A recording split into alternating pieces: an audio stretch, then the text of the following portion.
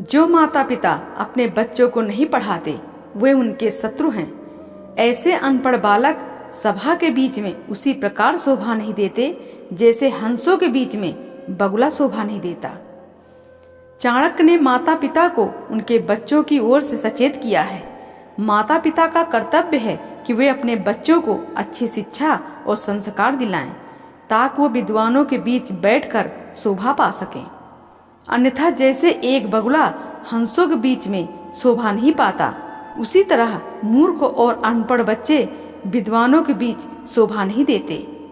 शिक्षा से विहीन व्यक्ति बिना पूंछ का जानवर ही कहलाता है। अत्यधिक लाड़ प्यार से पुत्र और शिष्य गुणहीन हो जाते हैं और ताड़ना से गुणी हो जाते हैं। भाव यही है कि शिष्य और पुत्र को यदि ताड़ना का भय रहेगा तो वे गलत मार्ग पर नहीं जाएंगे। माता पिता और गुरु की ताड़ना के पीछे पुत्र और शिष्य को ऊपर उठाने की भावना रहती है। वे उसे शारीरिक कष्ट नहीं देना चाहते। यदि वे ऐसा करते भी हैं तो भीतर से उनका कोमल हृदय दुखी होता है।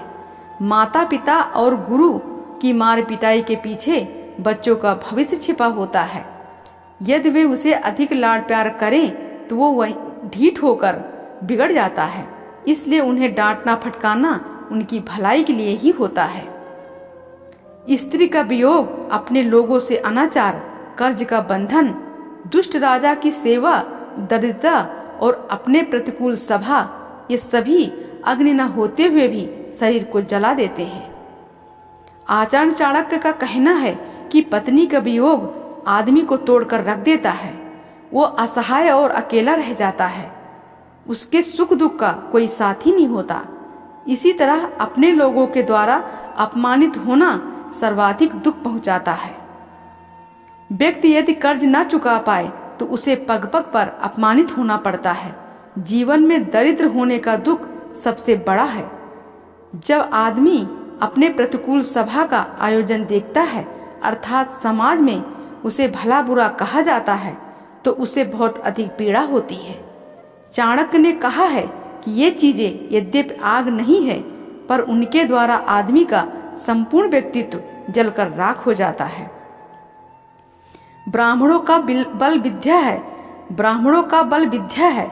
राजाओं का बल उनकी सेना है।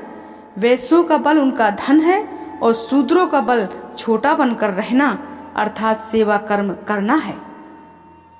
विद्या विहीन ज्ञान रहित ब्राह्मण को कोई शक्ति नहीं होती।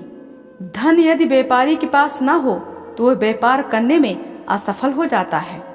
इसलिए धन का होना उसके लिए परम आवश्यक है। इसी प्रकार यदि शूद्र व्यक्ति अपनी सेवा कर्म से पीछे हटता है तो वह एक तरह से अपनी शक्ति को क्षीण करता है। बुरा आचरण अर्थात दुराचारी के साथ रहने से, पाप दृष्टि रखने वाले का साथ करने से तथा अशुद्ध स्थान पर रहने वाले से मित्रता करने वाला शीघ्र नष्ट हो जाता है।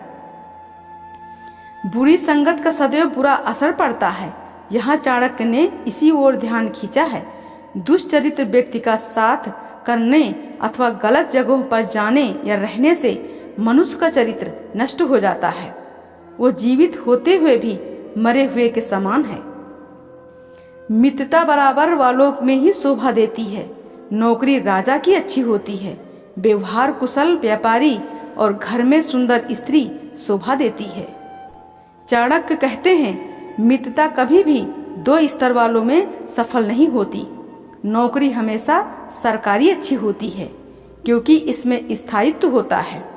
जो व्यापारी चतुर और व्यवहार कुशल होता है वह इस समाज में सम्मान का पात्र होता है और सुंदर स्त्री घर में ही शोभनीय होती है। दोस्तों, कैसी लगी वीडियो? आपको अच्छी लगी हो तो लाइक एंड सब्सक्राइब जरूर करिएगा। आप अपना और अपनों का ध्यान रखिएगा। जय श्री महाकाल।